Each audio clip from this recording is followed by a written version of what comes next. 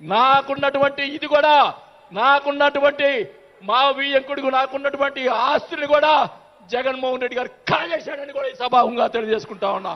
కాబట్టి అది త్వరగా మీరు చెప్తాను అవన్నీ కూడా అది కూడా తెలియజేసుకుంటూ ఈరోజు మీరు నన్ను దయచేసి ఇప్పుడు ఈ మాట్లాడిన దానికి ఇంకా రేపు ఒకటే కౌంటర్లు వస్తాయి నాకు తెలుసు.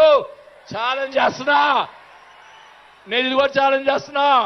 చంద్రబాబు నాయుడు గారు కూడా అడుగుతా ఉన్నా, మొత్తం మొన్న జరిగినట్టు ఉన్నటువంటి ఎమ్మెల్యేలు అందరి మీద ఎంక్వైరీ నా మీద కూడా సహా ఎంక్వైరీ చేయండి.